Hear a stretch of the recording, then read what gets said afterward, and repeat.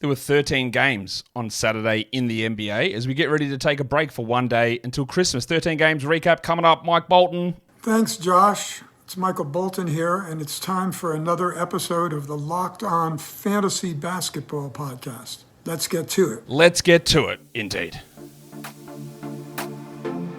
You are Locked On Fantasy Basketball, your daily fantasy basketball podcast, part of the Locked On Podcast Network.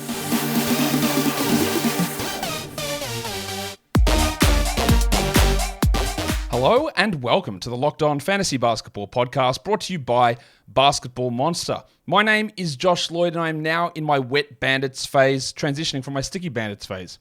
I'm also the lead fantasy analyst at basketballmonster.com. You can find me on Twitter as always at redrock_bball, on TikTok at redrock_bball, and on Instagram at Locked On Fantasy Basketball. Thank you for making Locked On Fantasy Basketball your first listen every day. We are free.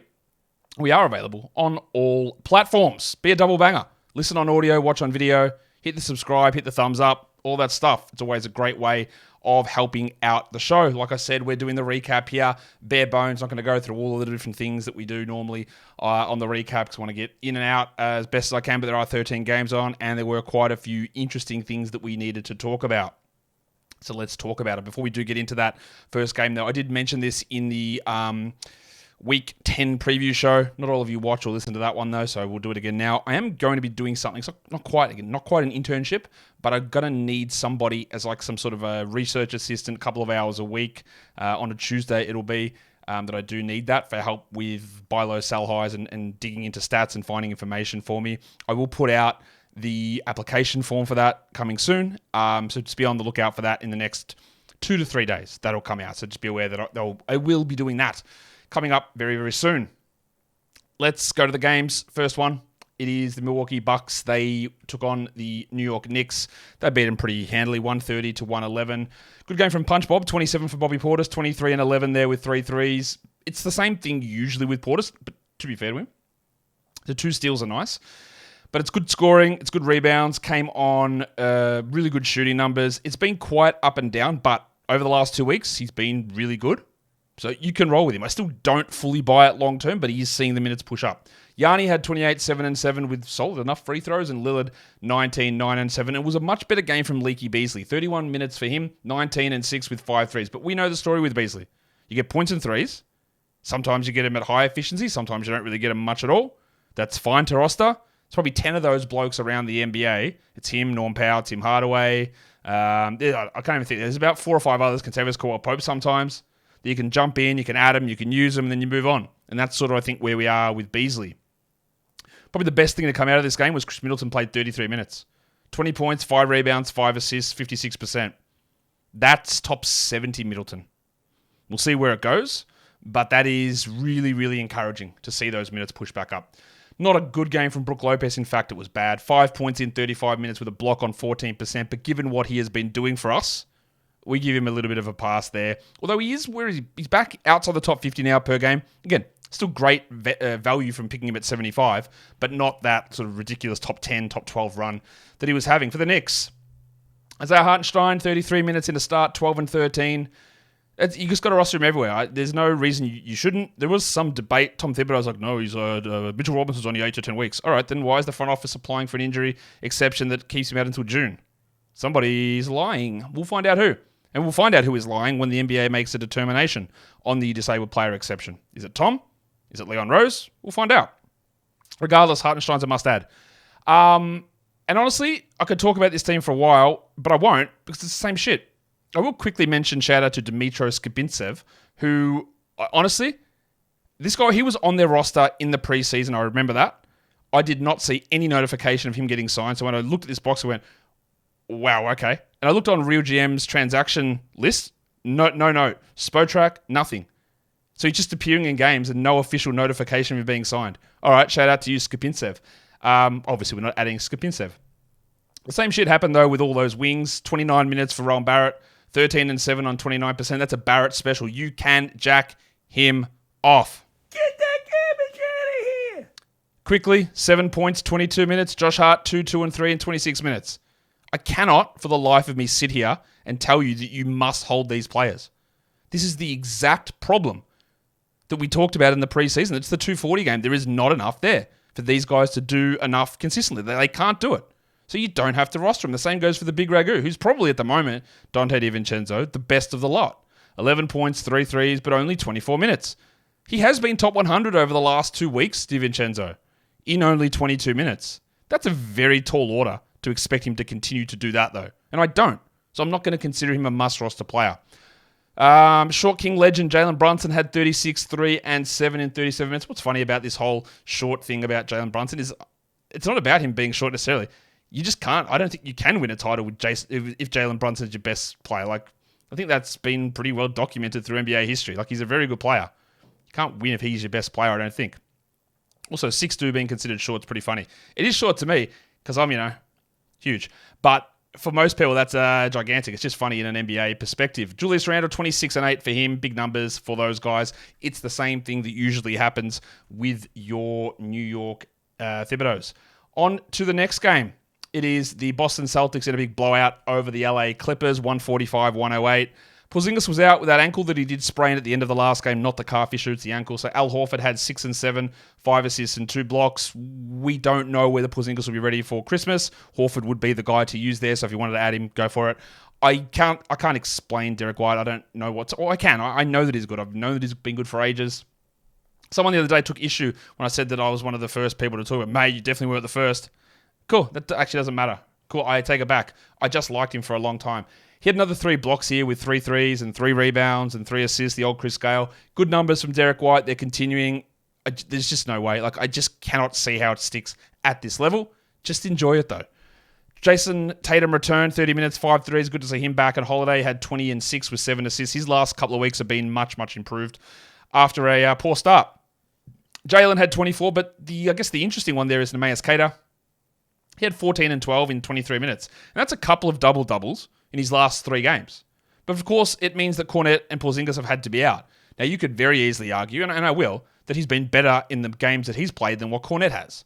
So he could get a rotation role. But when Porzingis and Horford are there, how many actual center minutes are available? 5? 6?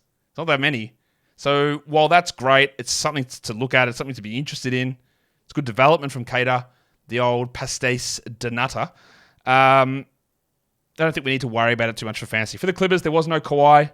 Hopefully he's okay for next week. They've only got 2 games next week. So again, if he is injured, missing a 2-game week is actually a W. That's good to do that. George had 21 points with a steal and 2 blocks. Jimmy Harden, 14, 4, and 9. But again, this game was over really, really early. Westbrook had 12, 5, and 5. Still maintain you don't need to be rostering him in 12s. Norman Powell, he'd been playing well. He didn't. 7 points in 25 minutes here. Still is top 100 over the last 2 weeks. He's fine to have. He's also fine not to have. And of course, you're definitely not having Terrence Mann. The way we know this game was weird is we got first quarter Brandon Boston minutes. BJ had 13. And Kobe Brown played 25 minutes for 6, 2, and 4, which is a lot of coolness. But it also, in the end, doesn't really mean anything for us when we look at this stuff. Long term.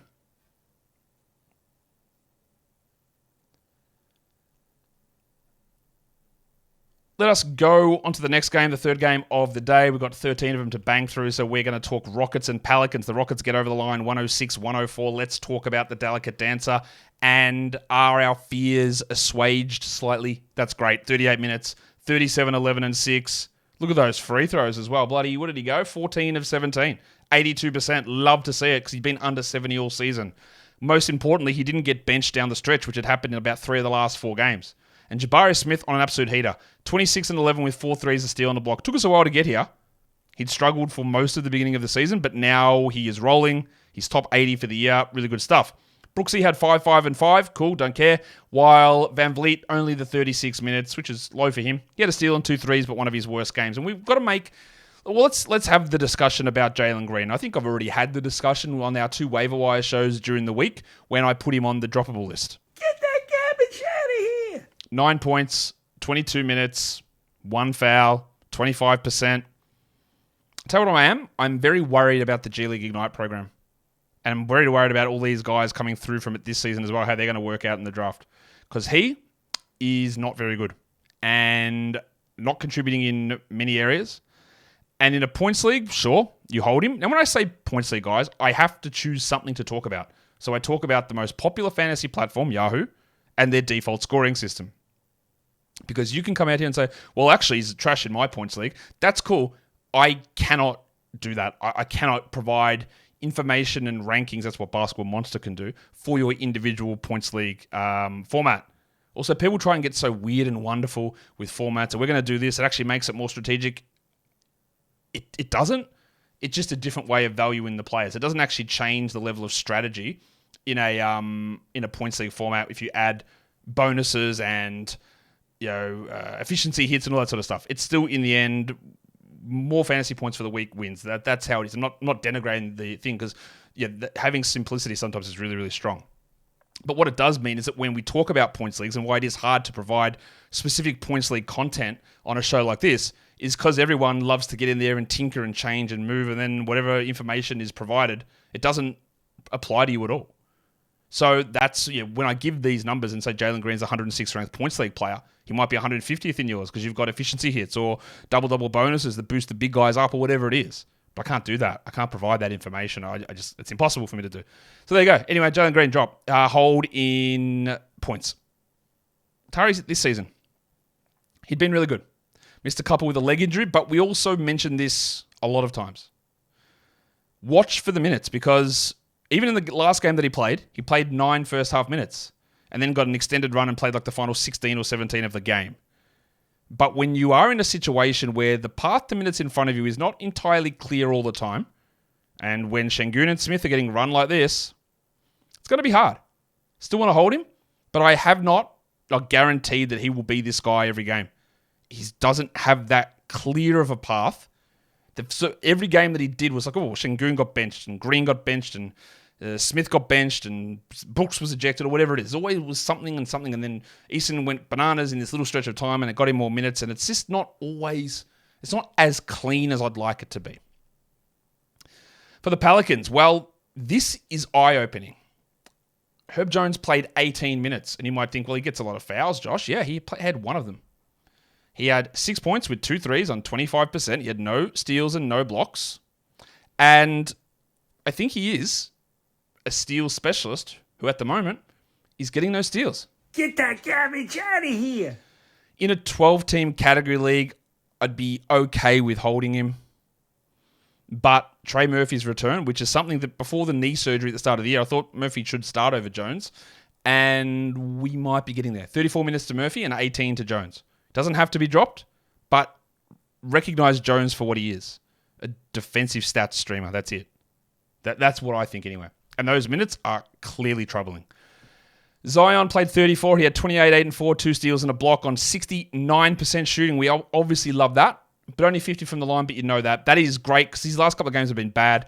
And Valanciunas had 10 and 11 with 2 steals and a block after a bit of a locker room trip. Murphy, 14 and 6, 3 threes and 2 steals. What we love there from Trey is 34 minutes. Part of the other issue with Trey, though, has been, does he get enough shots when Zion and Ingram play? And he only had 17 usage here, so maybe not. Still needs to be rostered, but the high upside needs something else to happen.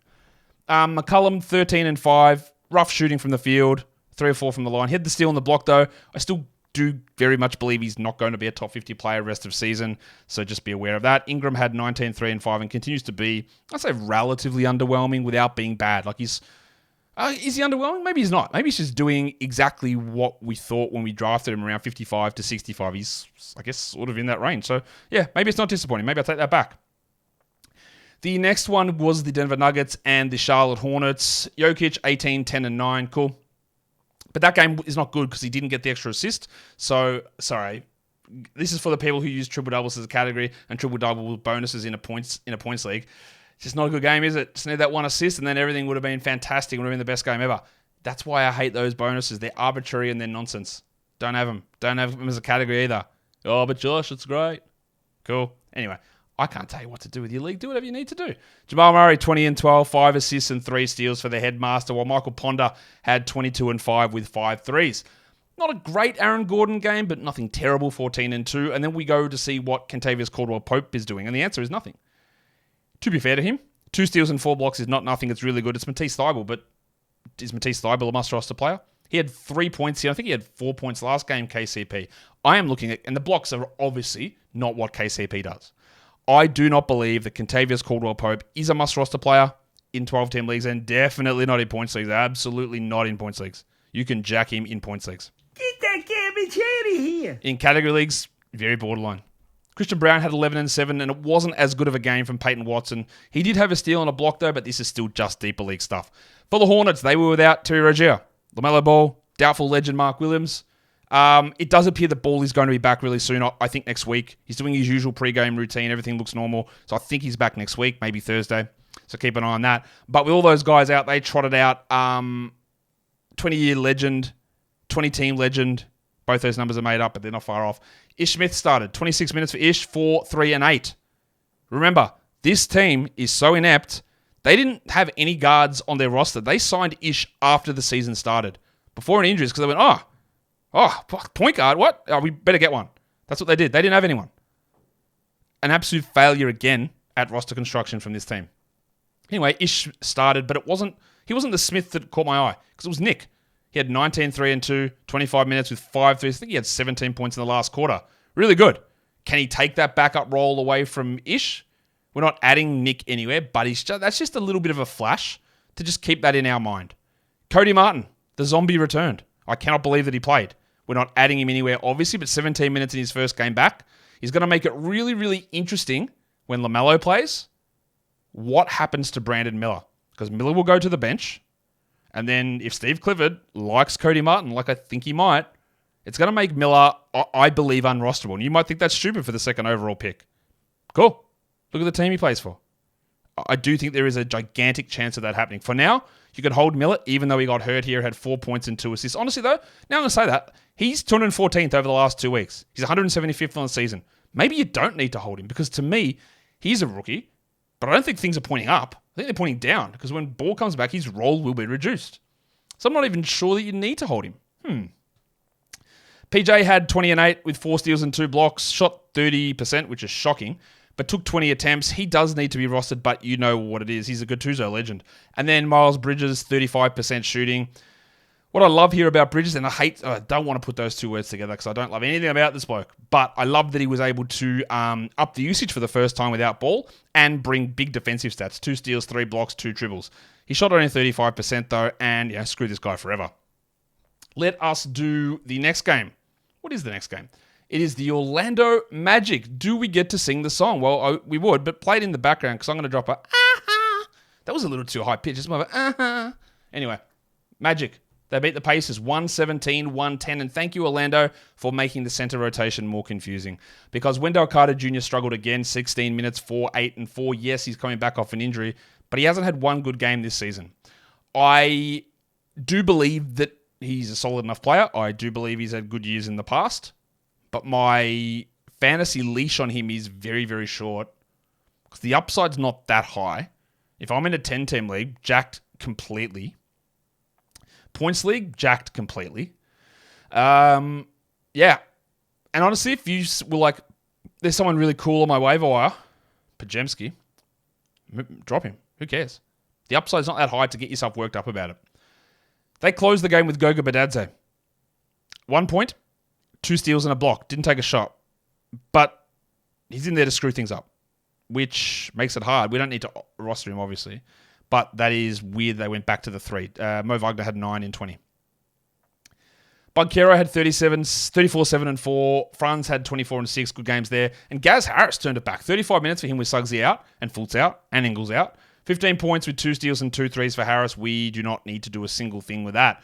For the Pacers, well, I guess Halliburton's back. 29, 2 and 14, 3 steals, 40 minutes. He had a bit of a problem with his hip, so just watch that one, but good to see him back. While Miles Turner had 24 and 7, locker room trip and 4 blocks. And we can very easily drop Isaiah Jackson. Get that garbage out of here. 6 minutes as the third string center. He's rostered in just an inordinate amount of leagues. Same with TJ McConnell, who's a third string point guard now. We do not need to hold in 12 or 14 team leagues, honestly. With no Bruce Brown, who is a drop. Andrew Nembhard started. 36 minutes, 17, 1 and 5. That's a really good game. Don't buy it for a single second. A, I don't know how long Brown is out. B, he won't shoot 80%. C, I don't care enough for his fantasy game to consider that an ad. Well, Aaron Nesmith to me is more of a 14 guy than a 12-team league guy. He had 3 points in 28 minutes. He had 2 steals. And what is really intriguing, I did do this the other day. I did a live lookup of this in one of the shows. With no Bruce Brown there, They did not start Neesmith because they play him almost exclusively as a power forward. 15% minutes small forward, 85 power forward. They view him as a power forward. I don't know what the hell's going on with their actual power forward, Jarvis Walker, but that's where they view Neesmith. The 2 steals is nice, but to me, there's not enough to look at him as an absolute guaranteed must-roster player.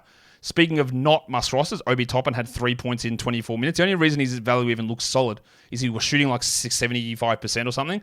He didn't here. You can go ahead and get rid of him. And Ben Mathurin, 16 minutes, 2 points, 2 rebounds. With Nembhard back, we've obviously jacked him already. Get that garbage out of here.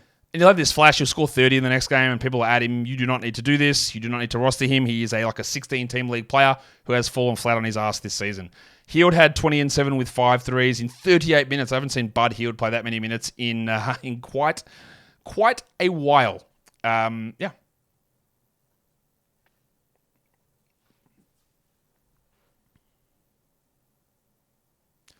Okay. What is the next game we're going to take a look at? Because we are doing the Utah Jazz traveling to Toronto and getting the upset victory. I forgot to hit the little thing. If I'm going to make them work, I better hit them. There you go. Bang. Jazz Raptors. 126-119. We'll talk about Toronto soon. Don't worry. Utah, their lineups never make sense to me. Jordan Clarkson returned, had 30 off the bench with 6 assists and 4 threes. Go ahead and add him. He's in that mix with the Leaky Beasleys where, sure, that's great. That's nice. Good. Cool. Well done. Love it. And then he goes completely cold. But when he's back and he's rolling, go with it. No Horton Tucker. No George. So Chris Dunn started. 8, 8, and 13. Steal block 27%. He's a great stream if those guys remain out, but that's a huge if. They could both return next game. And they started Kelly Olynyk and John Collins again. I am sorry, John Collins is just not good anymore. I wouldn't necessarily drop him in fantasy, but I'm telling you now, he will not remain on 12-team rosters the rest of this season because he is going to get limited or traded or benched or something. He's not good anymore. 10 and 5 with 27 minutes. He hit 2 threes. It doesn't make sense. The pairing that makes the most sense is Olynyk and Kessler. I don't know why they don't do it enough, but that makes the most sense. Kelly Olynyk is so underrated as a player. He can shoot, he can defend a bit, he can pass, and he has 7, 4, and 7, but played 17 minutes. The John Collins trade was cheap, sure. But he's not working out. I don't know what the point of him there is. As for Kessler, the buy low window is open because it's really frustrating here. He started, played 30 minutes, not in this one. Oh, that was 2 games ago. Then they benched him. For what reason? The reason is that he doesn't work with John Collins. But why Will Hardy? And I'm a big Will Hardy guy in general. I was last season. He's been, I think, quite bad this season as a coach. Why would your decision be to bench Walker Kessler and not John Collins? Which one of these guys has a future in your organization? I'll give you a hint. It's not John Collins. So that one doesn't make a lot of sense. But surely we get something to come out of this. And I think we can move on from Colin Sexton. I'm not convinced. You might want to hold one more game. He started, but with Clarkson back, he only got 25 minutes and he had 16, 0, and 3. His value was not really from the absences of George and Horton Tucker. It's from the absence of Clarkson. They crossed over a little bit, but not enough. So that would be like, who am I going to drop? To add someone or to activate off IR or whatever. Like Sexton was probably going to be that guy. Markkanen was great, 30 and 9, 4 threes, 3 steals. Probably has a fake injury in March, so just watch where your playoffs are as to whether he's available or should be available. Or you should get rid of him. That's what I'm trying to say. In that scenario. For the Raptors, Scott Barnes, another big game from Barnesy, 32, 14, and 7, a block, 4 threes, 52%. He's actually rolling again. Really, really great to see this continued improvement from Barnes. And I'd actually say that legitimately. He's been awesome, and he's great to see. Because contrary to what you might believe, I actually do want all players to succeed. Except the shit blokes. Those ones I don't care that much about it. I need to get some questions about what Darko is doing. Because we're not quite in Björkgren territory. We're not there yet. And he's been given some of the worst ingredients he could get. But there's some real question marks about what he's doing. He trots out the same starting lineup every game. It's not really working. And the guy that he benches, I don't think is the problem. And that is a problem, because that's Jakob Poeltl. 21 minutes for Poeltl here after being great last game. He had only 2 points. I know that. That's not his job. 4 rebounds, 2 blocks. But I believe he was the only player with a positive plus-minus in this game. It's not everything. But he's also got the 3rd highest EPM for the season on this team. Yet he's the one who gets reduced after they gave up assets and a ridiculous contract to get him back. There's some disconnect there. While you keep just pumping the minutes into Dennis Schroeder, who's been subpar since the beginning of the year. 11, 3, and 7 for Schroeder with 3 steals. I do think at some point there's going to be a change, and that change appears to be Gary Trent, who played 28 minutes here, 16 and 4. And now Trent has pushed himself into the Leaky Beasley, Timmy Hardaway, Jordan Clarkson group of red hot, ice cold, shooting threes type streamers. He's getting these minutes pushed up. I fear they would bench Pirtle and put Siakam back at center, something which we have seen does not work long term, when realistically, I just think they should be putting the ball in Barnes' hands here, running him as a point guard, and get some shooting out there. Much like John Collins, it was an interesting start to the season, a good start to the season for Schroeder. I don't think it's going to last long term. I don't think it's going to last the rest of this year. I'm not dropping him yet, but this is just like if you're relying upon Dennis Schroeder on your fantasy team, be prepared, I think, for that to not be there all season. OG Anunoby, good game finally. 19, 2 and 4, 2 steals, 2 threes. Can't say how high because he's been shit every other game. Can't think that he's turned it around because it's one game. But it's better than it being another bad one. Put it that way. That's probably the easiest way of doing, now I'm going to talk about this team. All right, let's do it. Should we even bother the Detroit Pistons and the Brooklyn Nets? Yeah, we'll do it. 126 Brooklyn, 115 Detroit, because there is something to talk about. Tom Gores had a media conference the other day. He's like, no, we're not making any immediate changes. I'm going to go up there and I'm going to talk rotations. Cool. Get your nose out of the business in that respect. Hire the right people and get these dickheads in the front office out of there. He's going to empower Troy Weaver and his band of merry men to make trades to fix this roster after it was their trades and free agent signings that put them into this mess. Seriously, Tom. At least we got something resembling a lineup that they should run with. Now, eventually, Isaiah Stewart should go out of there, but I am almost 100% convinced that when Jalen Duren returns next week, that they're going to push Isaiah Stewart back to the 4 and push Azar Thompson back to the bench. I know I called him Azar there, like Azar to the shopkeep. Azar. I'm shit scared of it. This lineup made sense. Ivy, Cunningham, Thompson, Bogdanovic, and Stewart. Let's talk Alf Stewart. The Flamin' Galah had 20 and 5 with 4 threes, 5 assists, a steal, and a block. I could not care less. He shot 89%, and he shouldn't be getting these minutes long term, so I'm not adding him. Jaden Ivey, though, we talked about at the end of last game, and one of our new ethoses on this show, our new 10 commandments, maybe it's the 11th, etched down the bottom in a Sharpie. Not etched, you don't etch in Sharpies, you write in Sharpies on our 10 commandments board. Get out in front. All right, get out in front. Ivy is starting to trend up here. Get out in front. Well, here we go. 23, 6 and 7, 2 blocks and 3 threes. 8 of 10 from the line. Is this going to stick all season? How would I know? I've got no idea what they're going to do game by game. The only thing I can predict with the Pistons is they probably lose. But you don't leave that on the bench. Now, of course, Monty Williams' favourite, Killian Hayes, was out with a late scratch illness. So could they just go back and bench Ivy? I don't know. But I am convinced is the wrong word. I am leaning heavily towards believing a lot of the problems with this team and this losing streak comes from the way that Jaden Ivey has been treated. I know that seems outrageous to suggest that a benching of a second-year player has caused the team to equal the NBA's longest losing streak, but I think it has. The benching of Asar Thompson, I think it has. I think it's impacted it. I think it's a big part of it. Soured everybody on what the coach was doing. Don't know. Maybe I'm wrong. Asar had 7 and 5 with a steal. The 31 minutes are nice. I'm not 100% convinced he's got to be added. You can, but I'm not 100% there. At this point, I would add Ivy over Thompson. Bojan had 19, 8 and 4 with 2 steals, and Cade had 22, 3 and 6. Not a great Cade game. Still okay, not a great one. James Wiseman went from putting up big numbers 2 games ago to being out of the rotation. I mean, sick, that's great, love it. What's the point of any of this shit? And Marvin Bagley was almost perfect from the field last game, 22 points and had 5 in 15 minutes here. So obviously, we don't need to roster Marvin Bagley for the Nets. Nothing to get you back on track like playing Brooklyn, and that's what Mikal Bridges did. 29, 6 and 7, 111, big percentages, 10 of 10 from the line. Love that. He'd been trending downwards horribly. In fact, 181st over the last 2 weeks. That's not trending downwards. That's sinking. But this gets him back on track. Cam Johnson, better game as well. 18 points, 2 threes and 2 steals. I like that. Claxo, 11 and 7.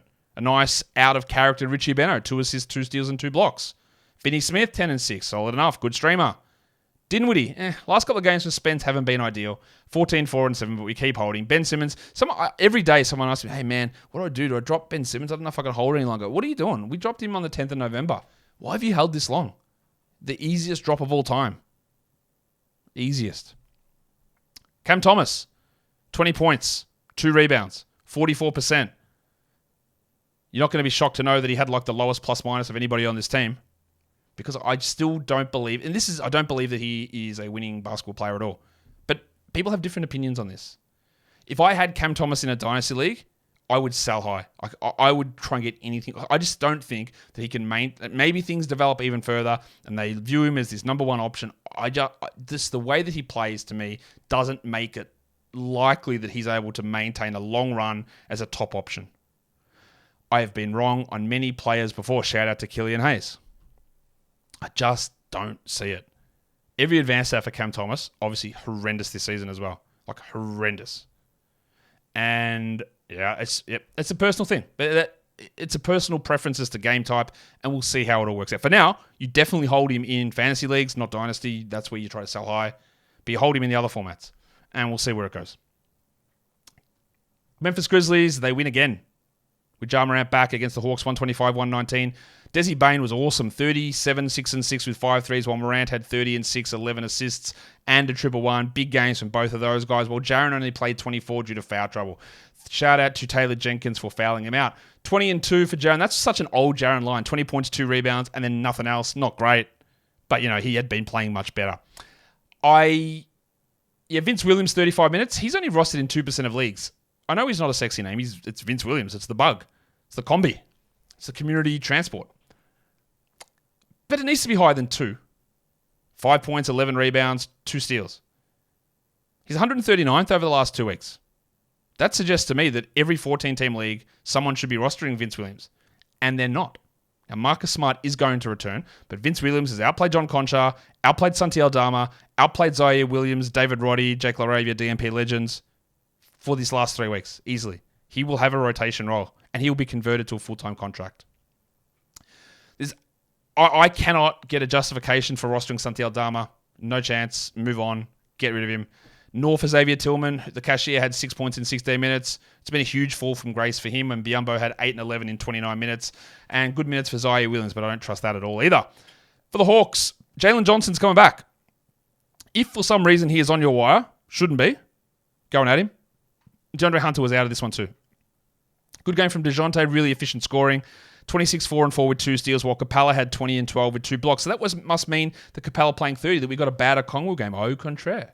We had 28 minutes from Onyeka, 10 and 7, 2 steals, 2 blocks, 50% shooting. He is 73rd over the last 2 weeks. Good. The big test is going to be what happens when Hunter and Johnson are back. But I will posit this question to you. When those guys are back, is Onyeka Okongwu a better player than Sadiq Bey at the 4? I don't know the answer to that. You could argue that he is. But he's going to lose minutes because Jalen is going to get his role back because this team has been dreadful without him. Amazing that it requires Jalen Johnson to be in for them to be good. But we definitely roster Okongwu, and we're almost definitely going to drop Bey later on, who was fine. 14 and 6 with 2 steals, and Bogdanovic had 16, 4 and 3. Bogdanovic will also lose a little bit when those players return, but he's not going to be a drop. And their depth is horrendous. Garrison Matthews got to start because they have nobody outside like their top 9 players. It's really bad. One of the worst depth teams. It's underratedly bad. Them and the Knicks have some of the worst back end of a roster. The next one is your Cleveland Cavaliers against my Chicago Bulls. You come out on top 109-95. There was no Don Mitchell, Garland, Mobley, LeVert, so it was Craig Porter time. Derek White Jr. dropped 19, 7 and 8 with a triple one. He will get converted as well. Like him long-term for Dynasty. The path to minutes on this team is not particularly clear. Also, shout out, I don't know if you guys listen to this podcast, one of the Athletic NBA podcasts, the Saturday Slam and Jam with Andrew Schlecht, and they do the trivia quiz questions, and they had Justin Rowan on about the Cavs, and I was like, tell us which one of these isn't an officially recognized nickname on Basketball Monster. And one of the names they chucked out was Milk, and they all thought it was fake. Oh, it's Ty Jerome. Come on, guys. Everyone knows that Ty Jerome is Milk. And then Ty Jerome claims that he doesn't know why he's called Milk. Bro, I think you know. Anyway, that's a long way of me saying that Ricky Rubio isn't coming back, unfortunately. Ty Jerome's bad, and Craig Porter's better. That's only a deeper league dynasty thing, though. The winner soldier played 41 minutes. Maxi Strus, 26, 1 and 7, 2 steals with 5 threes. Took a lot of shots, but again, it's hard to read much into this game considering who was out. While Isaac Okoro had 12, 3 and 3. 14-teamer, not really a 12, but all of these guys, well, not all of them, Mitchell and LeVert and Merrill could all be back next game, which completely nukes a lot of the, well, not completely, but nukes a lot of the Craig Porter stuff.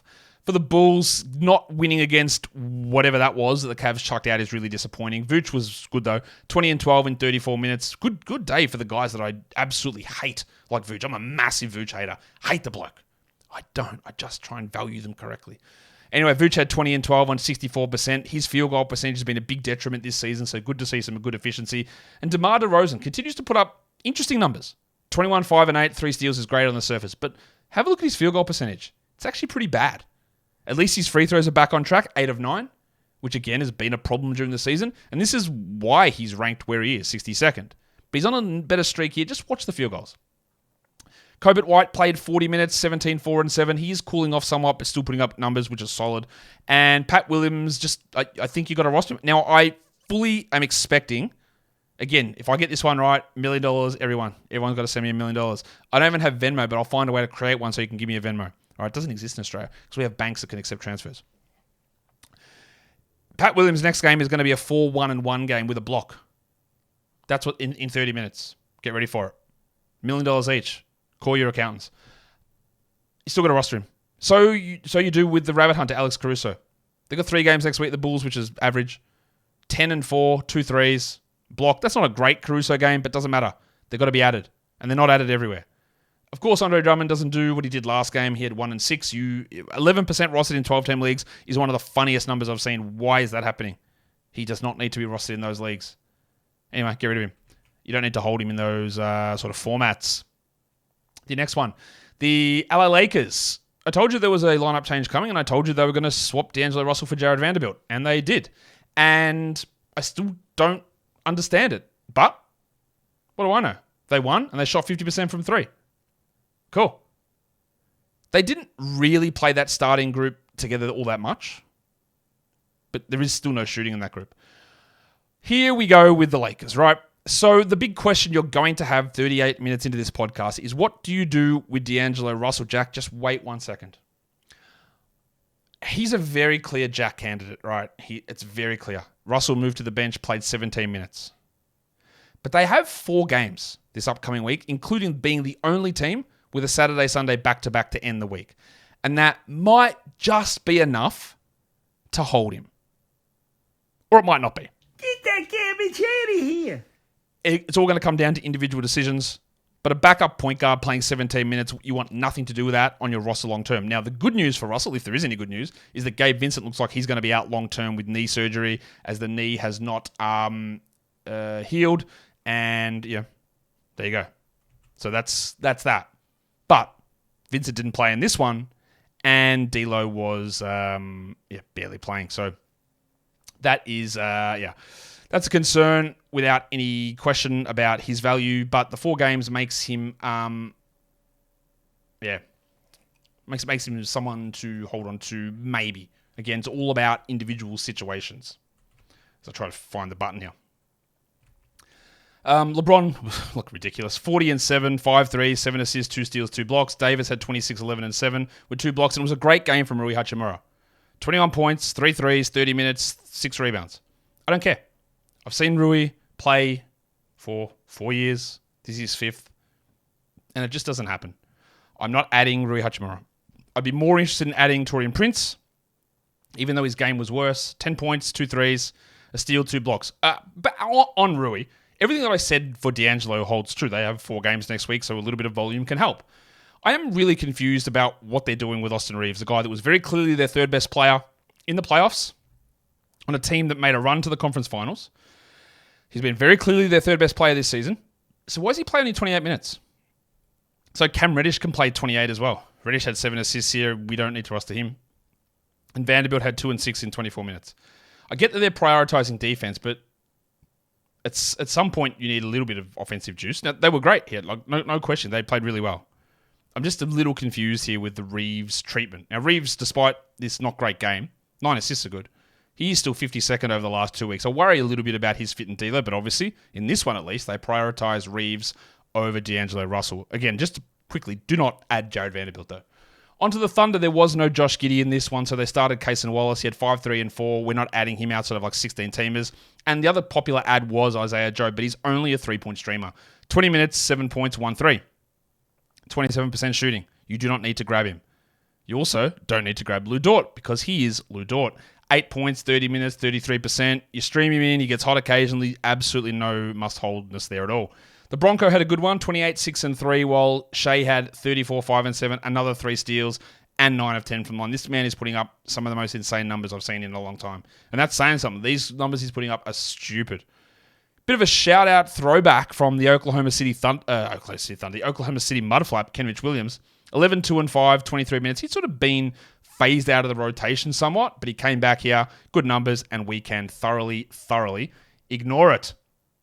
What about the next game? That's where we're going to go. Portland, Golden State, 126 Golden State, 106 Portland. Brogdon played 37 minutes, 17, 6, and 12, 3 steals and a block. I'm going to ask my man Chauncey Billups a question. I'm going to use a bottle of... He can use water if he wants me to stop asking the question, if he wants to cut the interview short. What are we doing? What's the point of playing Brogdon 37 minutes only to get smacked by 20 points anyway? Brogdon was fine. 17 and 6, 12 assists, 3 steals and a block. He's still a very, very serviceable player. And while Sharp is out, you can roster him. But what are we doing? I'm not saying Scoot's up to it because he's not. At the moment, he's not there. And we jacked Scoot off last game, and we don't need to hold him. Even though I do think he still has a chance at providing value at some point. Scoot had 12 points with 3 steals and 2 threes here. But what are we forcing the minutes into Brogdon for? Why is Brogdon leading the team in minutes? You lost by 20 on a developing team. Why is Brogdon playing 37 minutes? I don't know, man. Sometimes these coaches, 32 minutes for Jeremy Grant, 17, 2, and 3. This is the Jeremy Grant that I hate to watch. Cool. While Thibault had a steal, absolutely 100%. Matisse Thibault is not a 12-team must-roster player. The steals are fine, but we know what they are. They're a low-volume stat that varies highly, and if you rely upon that, you can just stink like shit. That's what happens. You do not need to roster Matisse Thibault. You can, if it makes sense for what you're doing, but you absolutely do not have to. He played 16 minutes. And when Sharp comes back, he's not playing more than that. Or maybe 2, 3 more. Ayton had 13 and 6. Quick free throw watcher. He took 3 of them. That's a good number. And Simons had 25, 2, and 2 with 7 triples. Good game from him. Not much else going on there, I don't think. Let's talk about the Warriors and let's talk about the big fella on the back-to-back, Brandon Pajemski. And by big fella, I mean one of the smallest guys on the team. 15, 10, and 7. 111, 58% shooting. Absolutely must-roster player. What about Trace Jackson-Davis? Well, it was a little bit of a drop-off for him. But honestly, in 17 minutes, he had 13, 5, and 3 with a steal on 86%. His overall line looks ruined because he shot 1 of 4 from the line. But if you added him, don't drop him after this. That's fine. The Bucket had 11 and 6 with 5 assists, Johnny Kuminga. More points than categories, but fine. And then finally, a Kevon Looney legacy game. 6, 11, and 7 in 22 minutes. This is his best game in a month, I feel like. Clay shot 69 from the field, 28 and 3, not much else. Steph had 27, 3 and 2, 61 from the field. Big red-hot shooting nights. Clay is on a real hot streak with his shooting at the moment, so he has beaten the washed watch allegations. I don't know where they came from. No, search me, but he is he's not prime Clay, obviously. He's playing better. Let's see where it goes and see if he's able to maintain it. That's going to be key there. Well, Chris Paul, I haven't really spoken about Chris Paul much lately. He's not really good at the moment. 2 points, 11 assists, 3 steals. I am still holding, but I don't know. Something's going to give at some point. The big takeaway here is Pajemski. He's just actually really good. Warriors fans were crying when they drafted him. Why did we pass up on Whitmore? I wonder how they feel about it now. Any Warriors fans that, hey, it's a safe space. If you had that reaction at the draft, how are you feeling about the pick now? I think you should be pretty happy. I would hope you're pretty happy with it. Let's do the next one. It is the Battle of Texas. That wasn't much of a battle. Dallas with nobody blew out the Spurs 144-119. Wembanyama was ready to go and then sort of sprained his ankle on a ball boy in warm-up. Shout out to Kevin Durant. Let's hope it's nothing serious. But obviously that means that Zach Collins is back. Collins, 28 minutes, 14, 5 and 4, and a Richie Beno, 60% shooting. The reason that we liked him in the preseason in draft period is that we were told he was going to start. It was true. He had great fantasy profile. It's also true. And then he had some struggles and got benched. Well, Wemby again, who knows? What the rotations on this team are weird. I think Wemby, even if he comes back next game, might be limited once more. Let's just roll with Collins for now. Big Sohan game, 23, 9 and 4 with 4 threes. And what I find really interesting in this one is they benched Keldon Johnson. Now, Johnson was probable heading into this one with a back issue, but let's be fair, a probable tag doesn't mean anything. So that's interesting because in the preseason, I advocated for Keldon Johnson being a bench player and I advocated for them to get him off this team to cash in an asset now because he makes no sense on this squad. Now, he has been much improved from when I said that. He has definitely changed parts of his game. His last couple have been like prime Keldon Johnson. Like head down, barrel into the lane, pay no attention to what's going on around you. And it was 16 points and 16 shots here. Not great. But we need to watch where this goes. You know me and Keldon Johnson and my thoughts on him as a player. So I will have no hesitation in saying that you can get rid of him. For now, I'm just going to hold him though. 23 minutes is not great. But is it because Wemby wasn't there? Because it was a huge blowout? I don't know. I will hold. Vassell continues to... I really like Vassell as well. He's been well below expectations. Like bad. 9 points, no rebounds, no threes, 23%. He's not a drop. But I'm going to be honest with you. It might end up that way. He looks shocking. Julian Champagnie started in place of Keldon. I like Champagnie. At some point, I did call for him to be a starter this season. But the fact is, they still won't go to Trey Jones. Is really intriguing. Again, you know my thoughts on Trey Jones. I don't think he's a starting caliber point guard. But this team's full of non-starting caliber players. And at some point, I think they're going to have to lean his way. Because Branham's not it. Champagnie, as much as I like him, he's not it. Keldon's not it. Vassell's not playing like he's it. Trey's not going to be it. But does he get to go on the merry-go-round? I don't know. Do you guys call them merry-go-rounds in the US? Or do you call them carousels? That was one of my worst American accents ever. I do think there might be a Jones start coming, maybe. I'm not adding him, but maybe. Sandro Mamakilishvili, 15 minutes, 14 and 5, a block and a 3. Cool. With Wemby out, he's got nice 14-team league appeal. But yeah, this team is... we need to turn some focus to what the hell's going on with this team. They're bad. The Mavericks got back Doncic and Exum. You've got to add Dante Exum. You have to. 20 and 7, 4 assists, 32 minutes. Now, it will change when Kyrie returns, but Jason Kidd, who is, of course, a lying legend, but he said that Dante Exum was going to remain starting even when the team got healthy. RIP Derek Jones and Josh Green. Now, starting next to Kyrie and Luka versus starting next to Luka is a very different scenario. But Exum is shooting the lights out, 80% shooting here, and putting up good numbers. Top 50 over the last 2 weeks. Got to have him. Got to roster him. And then we'll figure it out later. And then your kid gave some cryptic bullshit about not knowing timetables on people with Lively and Irving and these guys. We just want them back soon. I don't know. Who knows? Timmy Hardaway, 23, 6 and 3. Add him, roster him for now. Grant Williams had 14, don't care. And Derek Jones had 11 and 4 with 3 threes. Like, Jones is fine, but this news about Exum starting over him, again, could have a mind change later on. You don't need to do much with it. You can hold Jones if you want, or you can move on. Last game for the Mavs, it was Dexter Dennis. This time it was AJ Lawson that popped off. Now, AJ Lawson, who was on a 2-way last season, is an unknown player on ESPN. Shout out to them. Also, if I'm going to do that though, Yahoo doesn't have my mate Dmitro Skabintsev, nor does Fantrax, nor does ESPN. So there you go. They're a little bit slow on that uptake as well. But AJ Lawson, again, played in the NBA last season. 17 and 7 with 3 threes and 2 steals. Good to see both him and Dexter Dennis, the lab technician himself, jumping up with some big gains, and we do not care. Jaden Hardy really had the opportunity here in these 2 games and shit the bed. 6 and 6 with 3 steals, 22 minutes. He can be jacked for eternity. Get that garbage out of here! Not quite eternity, but yeah, not feeling the confidence in him at the moment. All right, let's do the final game of the night. The Minnesota Timberwolves, huge win on the road against the Kings, 110-98. No Towns, of course. They're calling his injury knee soreness, which sounds great. Let's hope that that's all it is. And relatively predictably, they started Kyle Anderson. 29 minutes, 10, 5, and 5 with a block. Is that blowing you away? No, but who cares? I think it's a 12-team league option while Towns is out only.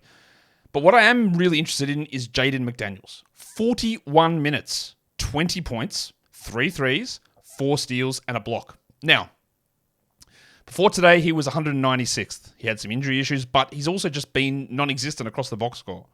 But that's 2 good ones in a row. I've been famously not into him as a 12-team league player. He probably isn't on your wire because most people don't listen to me. And that's fine. You don't have to listen to me. I just provide opinions. You can do what you want with them. But if he was dropped, let's get out ahead. Let's see if it is a true breakout or not. Goose had 34, 5, and 10. 100% from the line. Tweeted this out yesterday. He's gone. Part of the reason I was a bit hesitant with him being this first round, second round player last season was like, his percentages are rough and I'm not sure he improves them. Well, he's improved one of them. His free throws are up from 75 to 85 and he was perfect again here. 48 from the field, still pretty good. Not as good as we wanted to be overall, but it's better than the 45 for the season. Just a great game. 34 and 10 assists. Steal and a block. Awesome. Conley had 12, 7, and 9 with 2 steals. He's been very, very strong this season. And we had Gobert with 21 and 17 with 2 blocks. But what is confusing is that we only got 19 Nas Reed minutes. Now, the Wizard of Noz had been playing really well, and then Towns went down. So a lot of people did think that Reed would start. I didn't, so there you go. There's one that I got right. But I also didn't think that his minutes would go down. 6, 2, and 2 with 2 steals. He is one of those guys that when he's hot, you use him, and when he's cold, you don't. I would hold for now with the Towns situation, but that is obviously not great that his minutes drop down in this situation. For the Kings, Fox had a little bit of an ankle tweak, so we'll see how that comes up. 27, 4, and 6 with 2 steals, while Sabonis 17, 10, and 10. Bad free throws, good field goals. It's a standard Sabonis game. And Murray dropped 20 again for the second straight game, so good for him. 20 and 7 in 40 minutes with 3 threes and 3 steals. Nice little run here from Keegan Murray, really putting up some good numbers. The Pencil had 12 points in 31 minutes. Barnesy. So, yeah, cool. We don't care. We also don't care about Fanderpants, although we should, because Kevin Huerter is rostered. According to our advanced roster percentage metric, 53% of 12-team leagues have got Kevin Huerter in them. What's going on with you guys? You all right? Tough times? Things not going so well at work? Home? What are you submitting yourself to this shit for? 2 points in 15 minutes. 14%. I couldn't jack him hard enough. Get that garbage out of here! Yeah, bad. Get him off. What are you doing? Why are you holding him? Stop it. You're hurting me. Chris Duarte, 3 points in 18 minutes. All right. Don't care. And Trey Lyles played 27. That was a little bit of a surprise. This was, of course, with Leaky Monk out, so Huerter still couldn't get it done. I am holding Monk, and you better be damn sure I'm not holding Kevin Fanderpants Huerter. We're not going to do the whole lines of the night or anything like that in today's show again. Just wanted to make it quick as I could with bloody 13 games on to get out of here. But I will just drop the quick little checklist here for you guys of our... Actually, what I can do is tell you what the lines of the night were. The monstrous was LeBron. The waiver wire was Alf Stewart. The young gun of the night was, as I try to read through the names, Jabari Smith. And your dud of the night was... Who was it?